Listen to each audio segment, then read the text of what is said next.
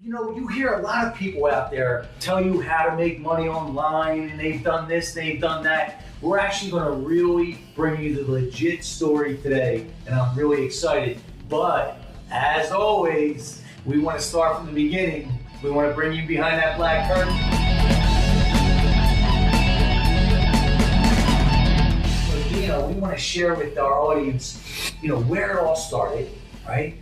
Where you're at today, and where you see yourself going. And I'm really excited because I'm going to have a lot of questions for you. You ready? I'm ready. Thanks for coming on, man. Hey, thanks so much for having me, Dave. I'm pumped to be here. Awesome. So, your name, where you're from, where you were born and raised, and we're going to run with this. All right, so you want the people in the full background. We want them to know who Dino really is. All right, so Dino Gomez, I was named after my parents' best friend. Okay. And actually, growing up, I wasn't a huge fan of the name Dino because it was so different. Right. About 13 or 14, that's when I realized it's cool to be different. I really started to embrace it. Now, where were you born and raised? San Diego.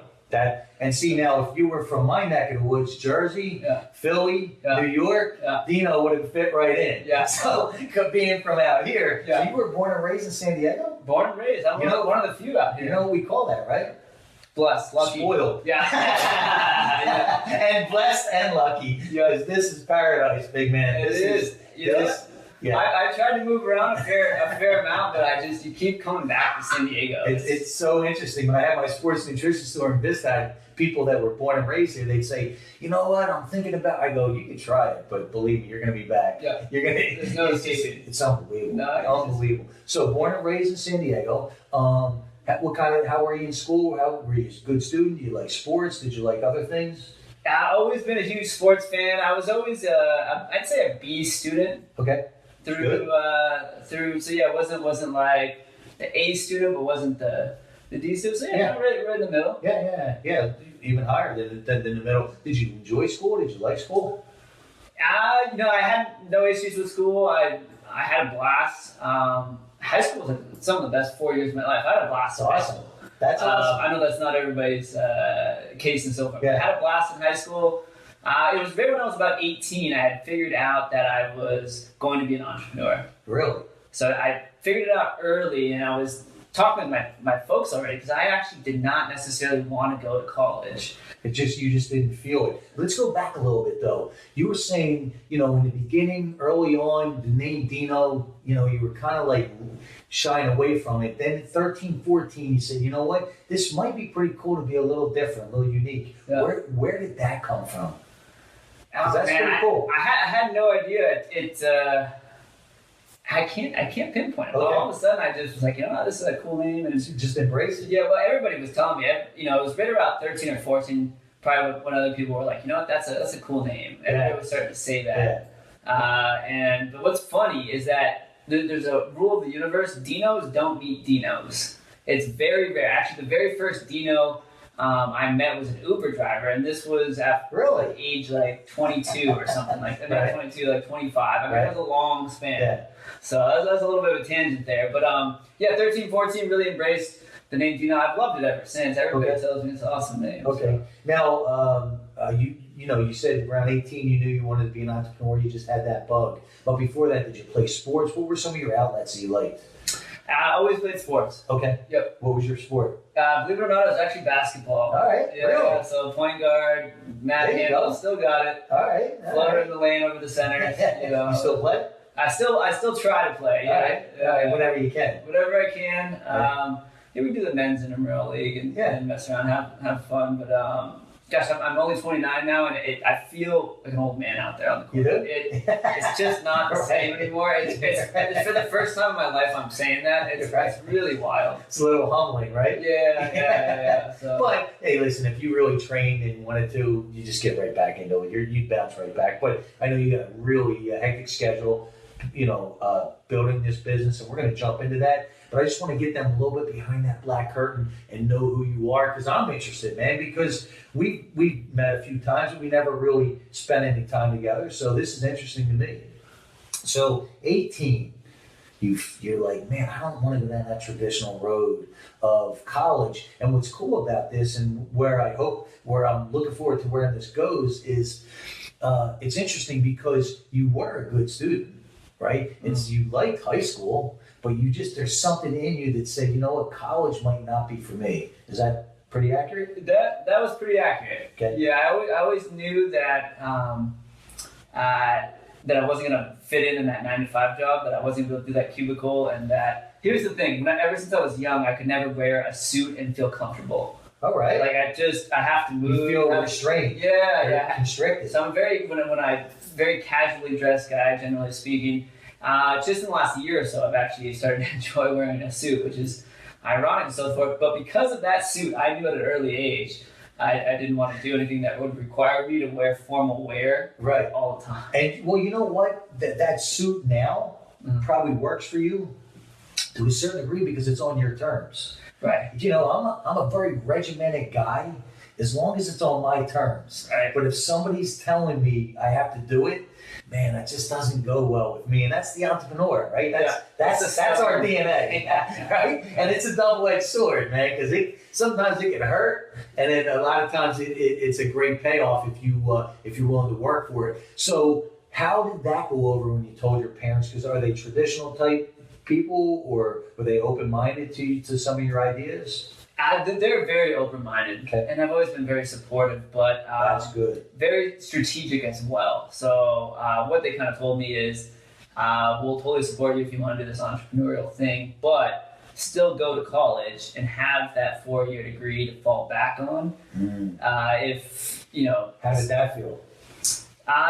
They said, you know what? They said we 100% support you, but they're like, let's sit you down, let's talk to some other business owners and stuff, let's see what they think about the 4-year. Why don't you go to college, get your 4-year, go ahead and try for it and so forth, the entrepreneurial thing, but have the fallback.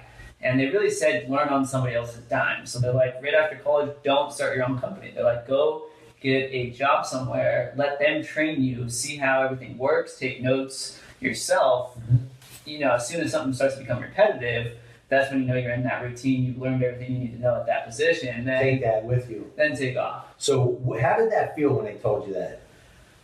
Well, you know, I didn't fight it at all. Okay. I was looking forward to college. The college I selected was University of Colorado Boulder. It was known as a party school, and I went out there. I did party a little bit too much, and I had to transfer. You did? Yeah. Had some fun, but it's I thought they were smart. And I understood that. All my friends were going to college too, so I didn't feel like I was missing out or they were holding me back. Right. I was like, all right, I'm just gonna trust what they say and go have a blast for 4 years, get this degree paper thing, and then move on. How was college? Is it what you thought? Was it easy, hard? College had ups and downs for me. First year was blast. Second year I got into some trouble and transferred. Transferred away because GPA was dropping. I mean, I just lost it. I was just, it was just, this is not a good environment and so forth for me. So I took off and transferred and finished at Sonoma State. And absolutely loved it. Had a blast up there. And so what did you wind up with? What was your degree? So I was a marketing major with a minor in business administration. Okay. All right. Or it might be flopped, but all right. That's how excited I am about it. I was going to say, and how important that piece of paper is to you, right? Yeah. I mean, and that's just the real, and I'm glad you're keeping it real. Yeah. So you get out of college, you got the piece of paper, you did what you're supposed to do, now what? Well, now it was time to execute this plan where I'm going to go learn on somebody else's dime. So, went and picked up what I did in college, I do want to leave this note here, is I was good at grabbing internships. So I was grabbing internships. So throughout, you were doing your thing. Yeah, and I was grabbing internships that interested me. So it was in digital marketing. I made my own internship, actually. I reached out to this guy. He still runs a very successful blog to this day. I should reach out to him and catch up with him.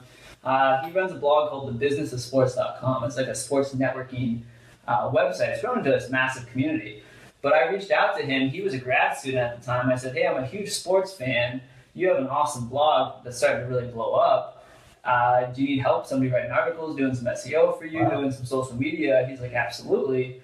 So created my own internship, and he gave me instructions on what to do and kind of showed me how to log in and use WordPress for the first time, which you guys may or may not know out there is a website building platform. And you got to know what you're doing. You got on the back end. Yeah. So I was getting my feet wet there, and so right after college, let me ask you this though. Once you got in with him, right? Did you enjoy it like you thought you were going to? Was it what you thought it was? Like once you started to get in and get your hands dirty?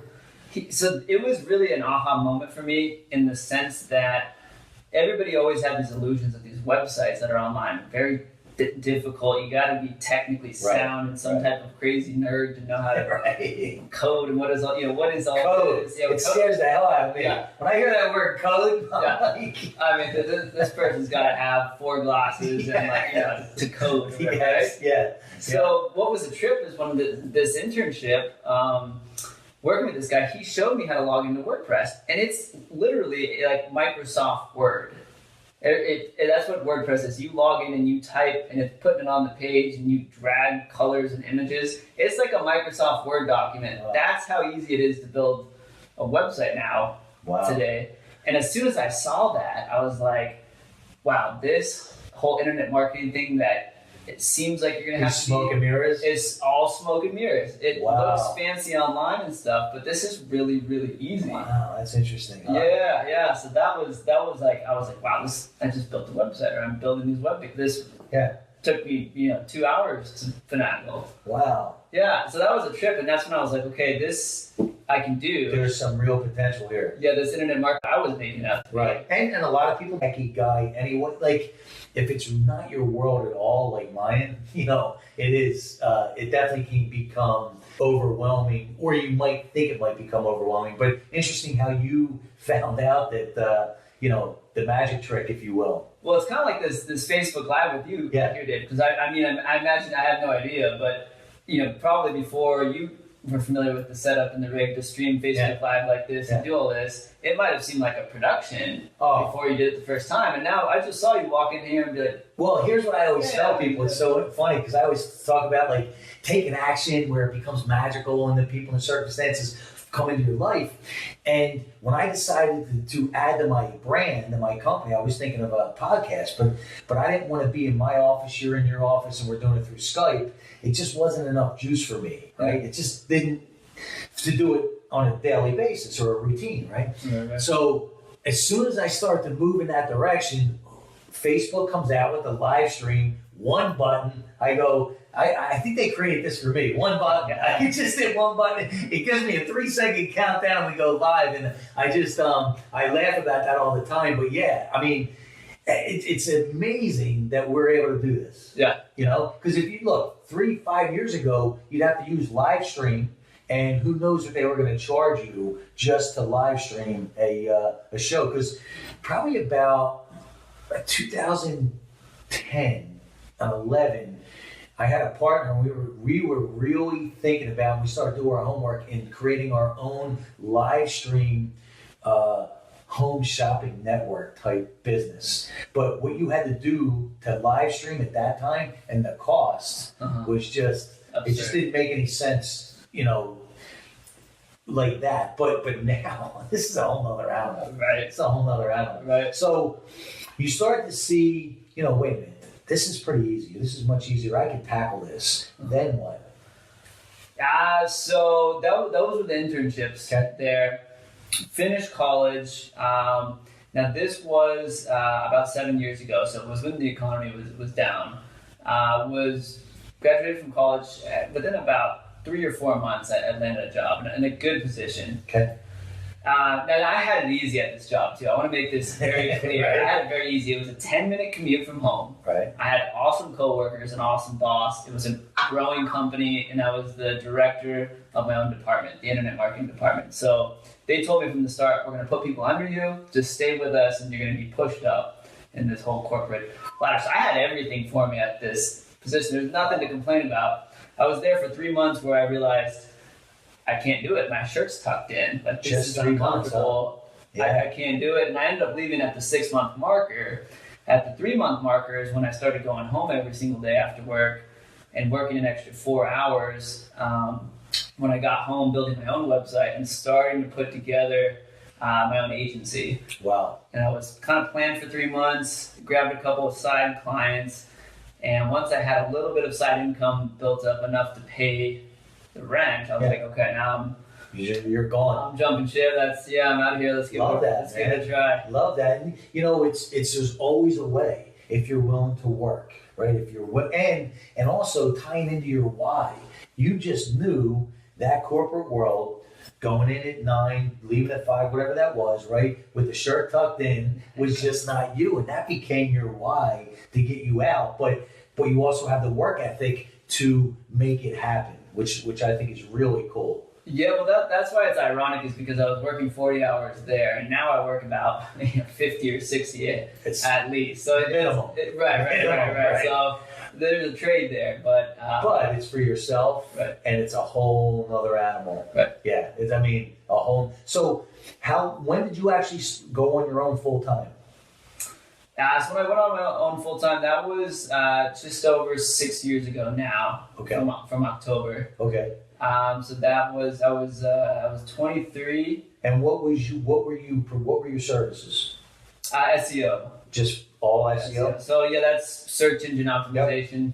Yep. And if you want to give a little bit of a description of that for people that might not know. Yeah. So simplest way to put search engine optimization. It sounds fancy, but basically I get your website to the top of Google. Mm-hmm. So as a business owner, people are looking for you. You're an attorney, or you have an e-commerce shop, you're selling something, you got to be at the top, because people only click on those websites that are at the top. 1 or 2, and that's it. That's it. Yeah. You got to be up there. So I get your business website. No matter what business it is, you'll get them up there. I can get them up there, yep. Okay. And how long does it usually take? Or it depends? It depends on the industry, the client, the competition. Okay. There's industries that are very lucrative to be at the top of Google. And right. It's not as valuable to be at the top of Google for like San Diego coffee shop. Right. But to be up there for San Diego DUI attorney, you're talking 15, 20 grand. Or a realtor, right? Something really, really competitive. And then also, what is their budget? So, is that solely what you did as SEO back then? Actually, I did SEO and was offering social media as well, social media management. Okay. All right. But basically, for the last 6 years, it's been just SEO. That's the only thing. Just SEO. Nothing else. Not even social media. If it's a bigger client, we'll sneak in the social media for them. But you don't even. But it's basically just SEO. That's it. Really? And there's a big enough demand just for that, and they get that return. That they get that return. We can calculate what that return is going to be for them beforehand. Really? Because we can get, and Google will tell you how much search traffic. We're about to get very nerdy here, techie here. All right. So Google's going to tell you how much search traffic. So slow down for me.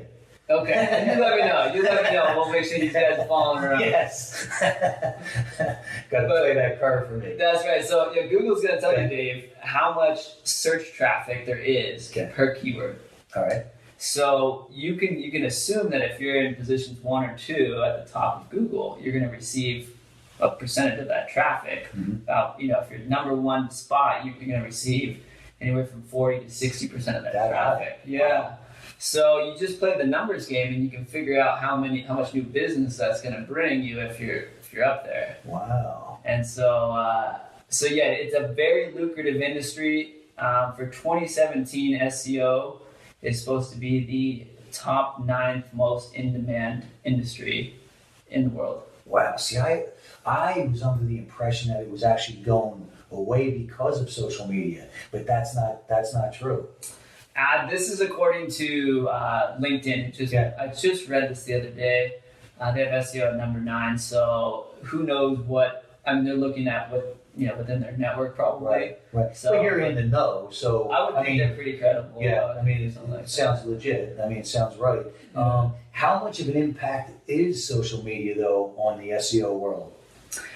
They do intermingle now. They do? So SEO continues to become trickier, and there's more ranking factors that go into it. So it is more important now that you have a social media presence, right, to kind of complement what you're doing. Well, because and tell me if I'm following you right, because they intermingle, that actually helps you because it keeps your value up there because social media just keeps growing. Would that be accurate? Let's see. I mean, it's they're forever going to like complement each other. So I'm not. Oh, so it's not like it's anything new. They're going to always or they always have complemented each other. But that is still, at the end of the day, that still keeps the value for your niche up there, because social media is just a beast. Yeah. Well, I mean, there's the reason SEO is so valuable and lucrative. Okay. Is because if you think about it, with advertisements, you're spraying an advertisement out there. You may or may not hit somebody that's interested. Okay. When you think about SEO, this is somebody going to Google saying, I want this. They're typing in what they're looking for. So they're in buying mode. They're looking for it. So in essence, really, instead of doing that shotgun approach, you're a sniper. Exactly. You're a sniper. Yeah. You're actually, and that return, that's amazing that you could show what the return is going to be before. Yeah. Because if you think of the traditional marketing, right?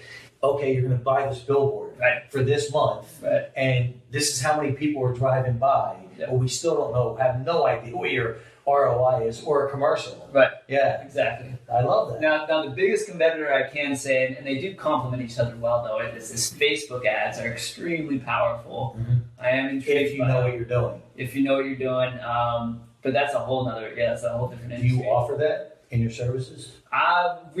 We provide that service for one of our clients. Okay. Yeah. Okay. One of our clients. But it's really not on your menu. It's otherwise not on our menu. Yeah. Do you think it will be eventually, or?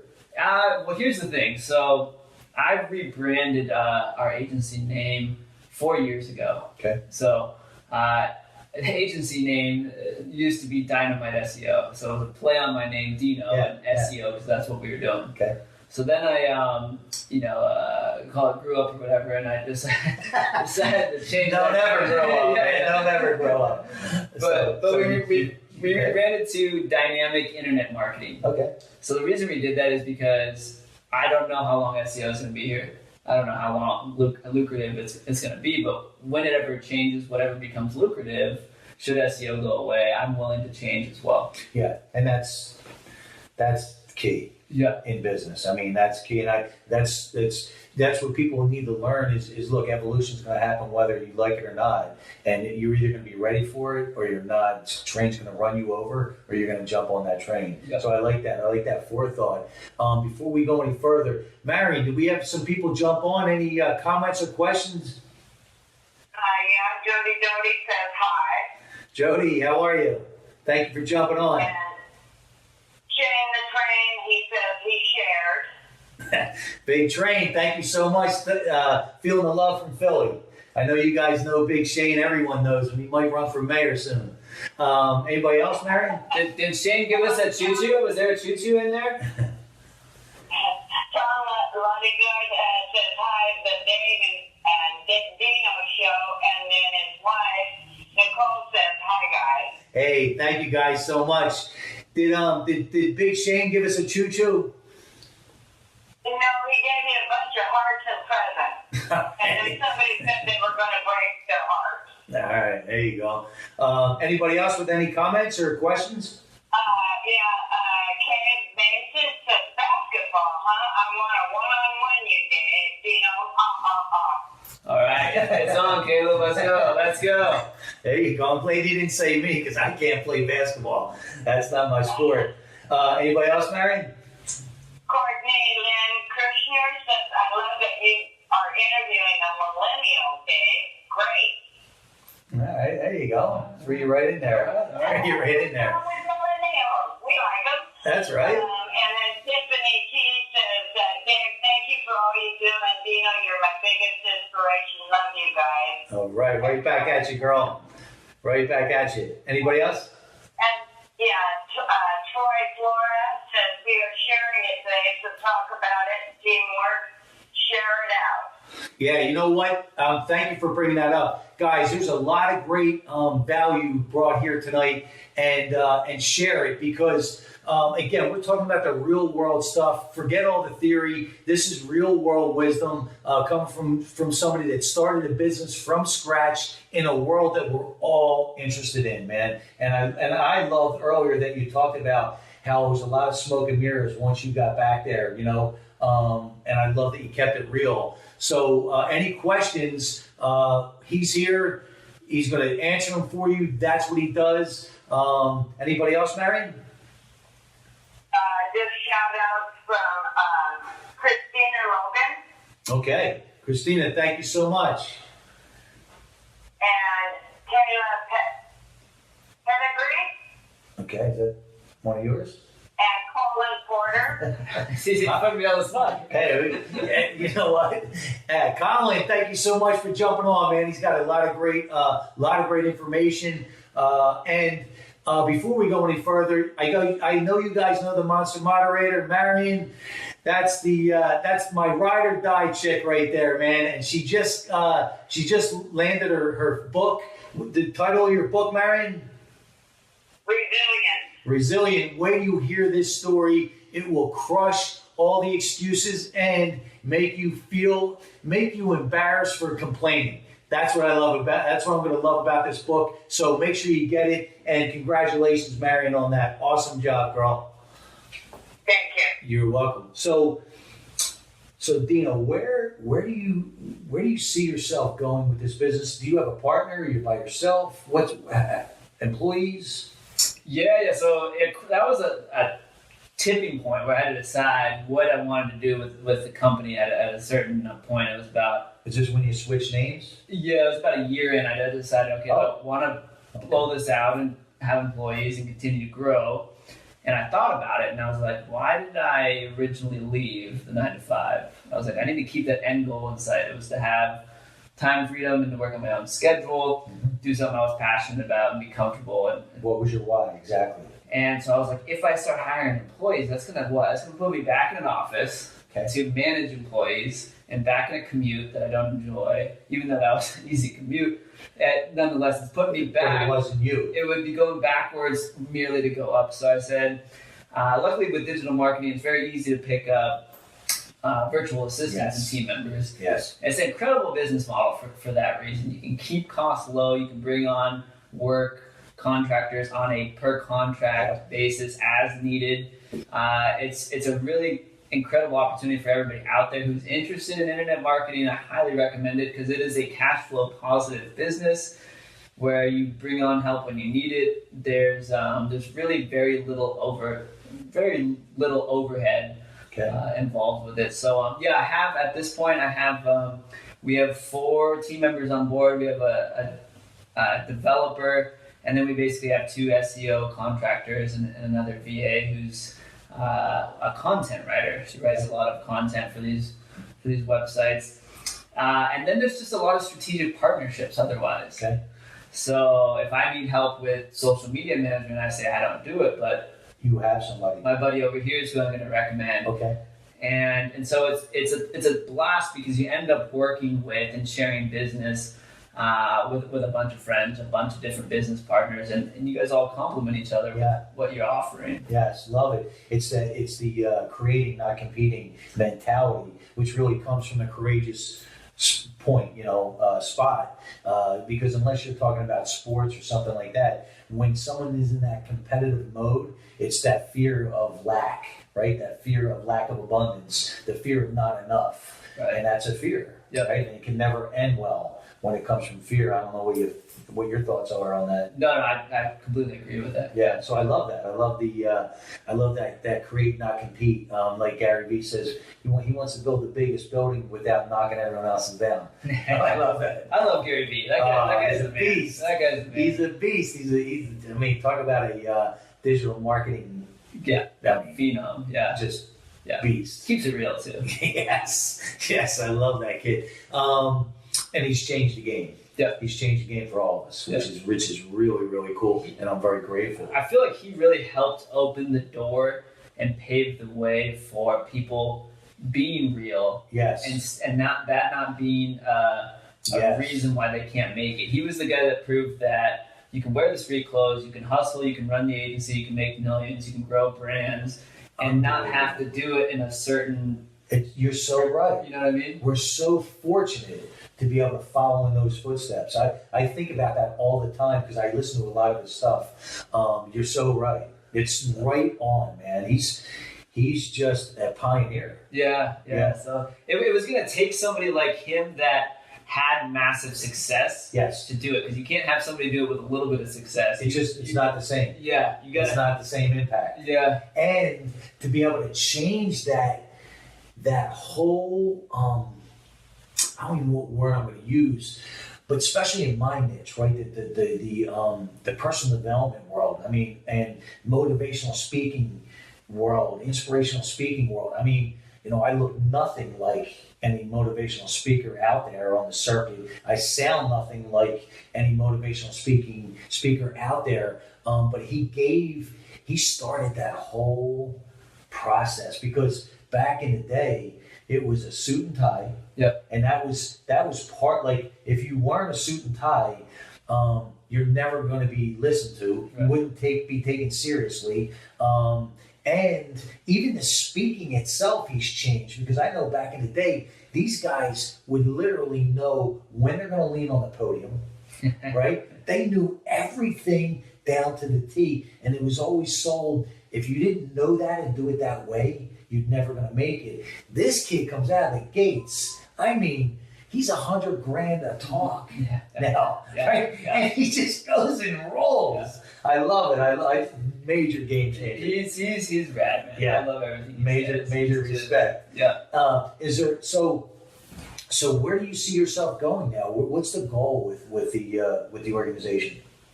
Well, you know, there's two things really going on. The agency is doing very well. It's growing. Okay.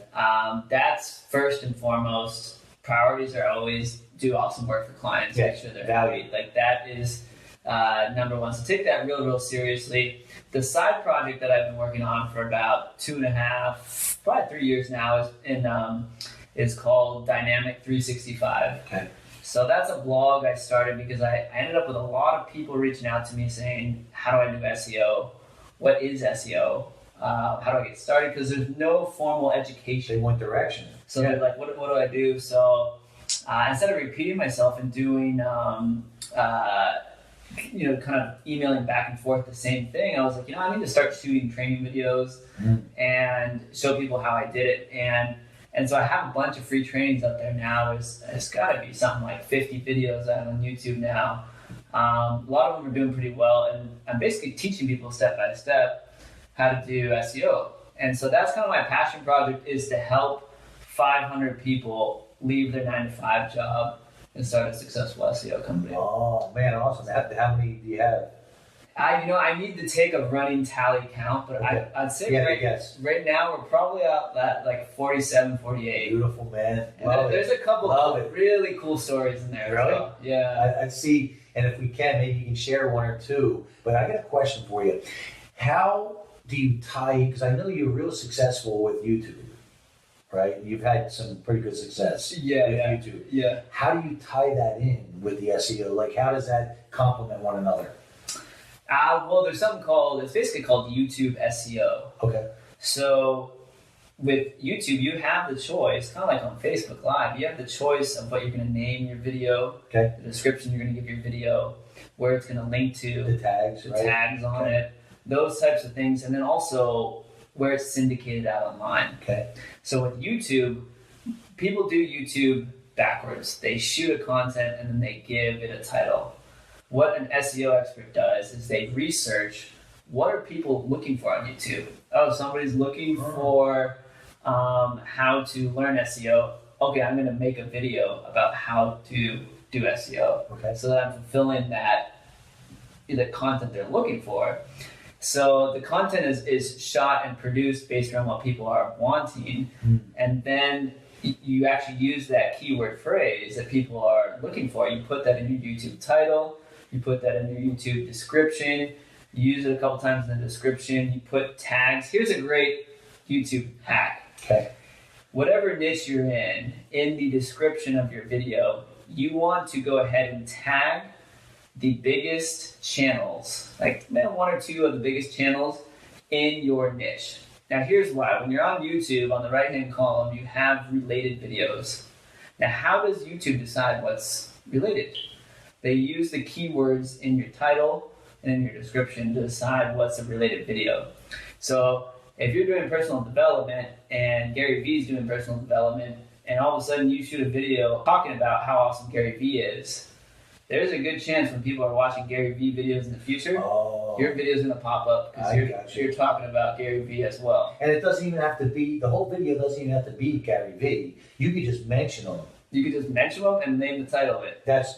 So people do that. It's kind of like a authority hacking. Okay. But you can, one of the easiest ways to grow your channel real quickly is shoot 10 videos and talk about 10 different celebrities in your niche. And you're going to show up on the related video for every single one of them, and you're gonna have all their followers who are enjoying their type of content discover you, and now you can start to go. I'm gonna implement that. I love that. It's a good one, man. I love it. It's easy to do this. What do you think is the rule of thumb lengthwise for if you're gonna implement something like that in my niche? What would be the rule of thumb for the length of the video? Rule of thumb: go for 4 or 5 minutes, and just have it be entertaining. Okay. So this goes against. You'll see a lot of people do these YouTube videos on a celebrity, and they'll say, "Is this person a scam?" Have you ever seen that title? Yeah. Now what they're doing is they're celebrity hacking there. Right. Because that's a type of title that you're going to be like, why is my hero a scam? It's like the National Enquirer. Yeah. Right? They use that crazy heading. Yep. It's like the news. Yeah. They're going to throw something out there. The shock factor. Yeah. So, but you're saying go about it a different way. What you have people do so that the way I would like to do it, or like to teach people to do it, is you can, there's a celebrity out there. Is this person a scam, or why this person's a hero? Craziest thing you didn't know about celebrity. Gotcha. So everybody's like, well, and then you read their autobiography. You're gonna teach the audience something cool about Gary and people to know. So kind of like Evan Carmichael does. I don't know if you know him. That sounds really. I know I should know. What he does is the top 10 things of that celebrity. Yes. And then he must edit their video, right? And then puts them together, and then does a 8-minute thing on that. That guy's a genius. Yeah. He's producing zero content himself. Right. And leveraging the hell out of them. Leveraging their celebrity. Right? Yeah. I mean, he does it for everybody now. Yeah. It's smart. Yeah. So in essence, it's like that, but just a much quicker, shorter punch that gets you in there. Yep. But I love that. I love that. I'm actually going to use that. Thank you. It's a good one. It's an easy one. Put that one to work. That's guys, make sure you share this video. This is real world content, real world stuff that's going to work as long as you're willing to implement. So make sure you guys share it. Let's see some thumbs up. Let's see some hearts. This is good stuff, man. I love this. And like I told you, I really didn't, until I started to read your bio, because we didn't spend a lot of time together. I knew you did some SEO, but I didn't SEO, but I didn't realize like the YouTube world that you were in, and you were featured in some magazines. Tell us about that. The one I'm most excited about was I had a mention in Entrepreneurial Magazine this past year, so that was exciting. How'd that come about? I actually just had it's funny, most of those mentions come about through networking. Okay. So had the publisher reach out to me and say, hey, we need an SEO expert for a quote opportunity. We think you meet the bill. Right. You want to be included in this. Do you mind giving us? Let me think about it yet. Right. Let me think about that. Yeah. Have you got any people inquiring? Find you through that? There's limited they can track how much traffic would come from Entrepreneur Magazine over to the site, but I haven't actually myself got into those analytics to look at that enough. It's definitely a massive credibility. It's awesome on the website. That's awesome. And then what about ESPN? I read something in your bio. Yeah. So I was on ESPN radio, their local station here in San Diego, and that was about 2 years ago. Great host, Kyle Brown. He does the Empower Hour. So he had me on the show, and we basically just talked about everything digital marketing, and then also just some of the marketing that would tie into sports today. Okay. And awesome. And so that was a fun segment. As a huge sports fan, that was a loss. Now, are you able to get that footage? So if you wanted to put on your website and things like that. Here's the How do they mistake work I it? made is that I lost that footage. But I'm sure they have it. It was on the radio, so there was no. It was we have the audio of it, Okay. but the actual I had some photos taken and I escaped with about one photo. The rest of the footage disappeared. So Right. we'll have to work and get back there sometime. Exactly. There you go. That's your goal. There you Get back there. I love that. Marion, anybody else jump on? Yeah, in fact, we have a question here from Sammy Sullivan, question and answer at Dino. Will you ever end up putting out an official paid digital marketing /SEO training? Hey, Sammy. The plan is to officially put one out. So I am gonna. That's one of my 2017 goals. So that will be happening this year for sure. You'll be the first one to know. So I appreciate that. Awesome. That question, Sammy. Awesome. And Sammy, I just gotta say, she's an awesome upcoming SEO expert herself. So Awesome. Thank you so much for jumping on. Thank you for the question, and we've got a lot to look forward to in 2017, right? I'm pumped for the year. That's awesome. Anybody else, Marion? Sammy also says Dino dropping bombs. That's right. This is awesome content, man. Thank you for sharing this. Seriously, I mean, it's good stuff. Absolutely. I love that. I want to get two more in. Sure. You're about to up your YouTube growth day. Hey, listen, that's I've been waiting for some of these golden nuggets for a while, but I'm definitely want to implement that. I love that idea, man. I love that idea, and there's so many in my niche that it really work. Yeah. Oh, Makes a lot of sense. Yeah. Yeah, that's awesome. Yeah. Anybody else, Marion? And Troy Flora says, Dino, I want to reach out to you. Can you join Dave, Daley, and us on the motivation inspiration page? Motivation. Oh, yeah. We have there's a Facebook page. They made me a moderator on there. Absolutely. Yeah, love that. Absolutely. Yeah. Afterwards, we'll go through the comments and so forth here and look to find you guys. Yeah. So as you guys know, when we jump off, Dino will jump back on and reconnect with you guys. Post all of his information where we can find you, right? And anything, Dino, that I didn't talk about that you want to mention, that you want to talk about that I didn't cover. The biggest thing for anybody out there considering entrepreneurship or jumping into it is grab a mentor. Modeling, in your niche immediately. Okay. Immediately. Why?